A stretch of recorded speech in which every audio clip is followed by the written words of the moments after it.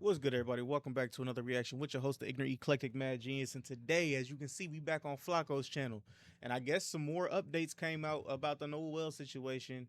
Noah Wells, hit that sub, tell a friend. My bad. I'm just getting in home. I can't speak. Ignore me. Nolan Wells' parents receive a warning from the former Mississippi judge after the GPS data and the audio from the boat got released. Much like everything else that have came out regarding Nolan Wells, each and every detail. So the former judge was that Carlos guy. We did a video about him like 2 videos ago. Just leaves us with more questions. And the GPS data and the audio from the boat is no different. The audio and GPS data created more questions for us than answered questions for us. We have some new information on the Nolan Wells case. CBS News got a hold of the boat GPS. When I was putting together the timeline and piecing it together, there were 2 things that stuck out to me. One was there were several trips back and forth, and 2, there is an hour and 13-minute time gap, and I'm going to talk to you about it. So first, at 9:56 a.m., the boat leaves the original dock. It arrives at Horn Island at 11:14. So that's probably when everyone probably got there, got there early in the morning, going into the afternoon. So at around 4 o'clock, there is a call to the Coast Guard about the boat. NBC News got a hold of it. Here's a quick snippet. This is the only little snippet I could find. We're sinking. Can you all please come? And is everybody on board in good health otherwise? Yeah, everybody's on board. Everybody's on board. So does that mean Nolan? Listen, I don't lack complete self-awareness. Maybe it's a product of us just being super hypercritical of everything because I mean, she got a point. She has a 100% point. If everyone's on the boat, going back, like she got a point. Because of the obvious and blatant lies that have already been told to us. But whenever something new comes out in this case, it's always something sketchy. It's always sus. It always creates more questions than answers. Now, them saying everybody is on board is not an admission that Nolan Wells was on board. They could have very well just been talking about whoever was on board. True. But still in all, again, it's just a pattern. Whenever something new comes out, is always something sketchy. Now, the next part, the GPS data, that is the one that created more questions than answers. Like, that's the one that a lot of people is hyper-focused on right now, because the GPS data shows, so they left the island, they was on the northwest part of the island, they was trying to leave, their boat started to sink. Now, apparently they was offshore enough to where they couldn't just swim back, so they had to call for help. Now, the part of the island that they was sinking and needed help from is apparently the exact same side of the island where Nolan Wells' body was found. Now, as you know, we've been following this story, and what we have now noticed is that the call looks to be made in the same area Nolan's body was found 2 days later on Monday. As local outlet WLOX stated, around 8:45 a.m., Sheriff Ledbetter confirmed authorities received a call reporting a body found at the northwestern tip of Horn Island. The body was discovered by a U.S. Park Service ranger. Now, this clearly now gives us a better understanding that when the friends allegedly last seen Nolan at 3 p.m., they would make a call about the boat taking in water and needing of a tow. GPS data graphics would again also confirm they were located on the northwestern tip of the island. Now, at 4:31 p.m., they would eventually be towed for about 2.7 miles out before returning to normal operation and headed back to land. Now, after gathering all this information, it now seems for some that Nolan's incident, given that his body was found in the same area, had to have happened between the call at 3 p.m., when they stated to last seeing him, and when they would be towed away at 4:31 p.m. With all the evidence now coming out, and there's talks of a grand jury, people are getting excited that Nolan Wells is about to get justice. That Nolan Wells is finally about to get justice, and people are going to be held responsible. But former Mississippi Judge Carlos Moore, he released a video where he says, hold on. And he sent a message to Nolan parents saying, yo, don't let these people trick you and fool you. It looks like they are trying to get Nolan justice. It looks like they're trying to do the right thing.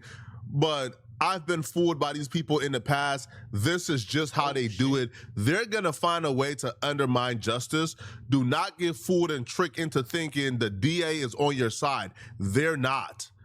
And I think this is a very important thing because this is a former judge within Mississippi. He's a current and practicing attorney. This is somebody who knows that system all too well. And he knows the very same people personally who's going to be prosecuting this if it does become criminal. And he's telling the parents, yo, heed this warning. These people are not your friends. They come across as super nice. They come across with a Southern charm, but they ain't your friends and they are snakes. So much has transpired. So we are now on day 11 since the disappearance of Nolan Wells. Day 11, and there has still been no arrest. To me, that is unacceptable. That is unacceptable because we know on day 1, had there been 3 young black men to return to the mainland from an island and 1 white. Got a point. He is correct. 100%. We said that before, but Young man left there who disappeared, who died under suspicious circumstances. We know within 1 day of beginning an investigation, with all the suspicious activity that we know that have occurred here, if it occurred in that situation, we know that there would have been arrest by now. So it's still unacceptable to me that no arrests at all have been made for any particular crime. And I've laid out a litany of potential crimes that members of law enforcement, if they were doing their jobs unbiasedly and thoroughly, could have made by now. One of the theories that he laid out to me is a theory that should satisfy both sides. If you are somebody who believes that Nolan Wells drowned because he was drunk or he was drinking, or if you're on the other side, which is we believe that Nolan Wells was murdered or he was pushed off, but this was not no accidental thing. Well, his theory satisfies both sides. His theory says, okay, if you believe Nolan Wells drowned accidentally by himself and there's no foul play, then you should also be in favor of arresting the people who provide Nolan Wells that liquor. Nolan Wells was under 21 years old. So if somebody provided Nolan Wells that drink, that liquor, that beer, or whatever he was drinking that caused him to drown accidentally, then we should all be in favor of arresting that person, right? Why aren't you in favor of that? Because if somebody gives somebody drugs and they overdose, that person is going to jail for a very long time. Yeah, that's just like the guy from The Wire that got basically they gave him he was I guess he was buying crack or something like that, or not crack. But he was buying some type of hard drug. I want to say it was that white girl, you know what I mean? That Snow Bunny. But he bought it, but it was laced with fentanyl, and the fentanyl is what killed him. I want to say was it Omar from The Wire? I think it was Omar. I'm not for sure. So shouldn't that apply here? Right? See, but it's not about, oh my God, no, it's never about the truth. It's only about how do the people that we like and love avoid and dodge accountability? Because if they were all for the truth, even if they believe that Nolan Wells accidentally drowned, then you should be pro going and arresting the people responsible for providing the liquor. Yep. Either way, arrest should be happening. Because I don't play. School had recess. I do not play. I don't even play the radio. Those folks know me. They know me well. And if I say it, I mean it. And so I see today, not only that she had announced earlier this week that she was going to work with, or was working with the Jackson County Sheriff's Department, she met with the family and their counsel and gave them an update and told them that she will be presenting all of the evidence to a Jackson County grand jury. That is a step in the right direction. But is it a step in the right direction because we had to call her hand? Had she planned to do that all alone? I had the unfortunate experience of meeting the DA, McRath, back. So she was like, he said, unfortunate experience. So obviously he didn't have a good experience. Words mean things. In 2019, when I was a partner with the Cochran firm, and Toussaint Diamond Sims was killed by a Morris Point Police Department officer on August the 8th, 2019. It was caught on video. There were several witnesses that said that young man had nothing in his hands when he was shot 5 times in the back by that Morris Point cop. 5 times in the back, nothing in his hands. DA McRath presented all that evidence, overwhelming evidence, and she still could not secure an indictment of that officer in Jackson County. So before everybody goes and starts singing her praises, let's make sure she's not going to do another sham presentation to the grand jury. And we know that you can present things to various grand juries until you get an indictment. I found out by watching Carlos that when the DA said that they was bringing this case to the grand jury, that was apparently a sleight of hand because she was not electing to do it. This was not a choice. Apparently, this is just protocol. This is just this is what they are supposed to do. This is a requirement. If somebody dies and the cause of death is unknown, it goes to the grand jury automatically. You guys have to present the cause of death to the grand jury automatically. Hey, we think he drowned. Here's the evidence. So it's not presenting the case to the grand jury, it's what they present within the grand jury. Oh, wow. If she's gonna come to the grand jury and say, yeah, he drowned, here's the evidence that he drowned, and then the grand jury says, okay, he drowned, there's really no criminal. Yo, if I got any lawyers, you know what I mean, in here, could you give us some game? I would truthfully like that, like, because this is all new information to me, just like in that sphere. No matter here, they're gonna come back and say, see, the grand jury said no, it's how you present to the grand jury. Like he said, she met with black leaders, she met with activists, and she sold them a dream of how she's about to be fair and partial and present all the evidence to the grand jury. How can you be fair and partial when your stepson is involved? You shouldn't believe that. And she got to that grand jury and said, hey man, it's self-defense, it's a right. So yo, what they're doing with the parents, they're hoodwinking the parents. They're running circles around them. And I love the fact that he's warning them now so they don't get disappointed. Because her bringing this to a grand jury was not her choice. This is a requirement. But a lot of us got fooled into thinking, oh my God, they taking it seriously. No, they're not taking it seriously, bro. I don't think their goal is to get justice for no. Their goal is to make sure the public pressure is gone.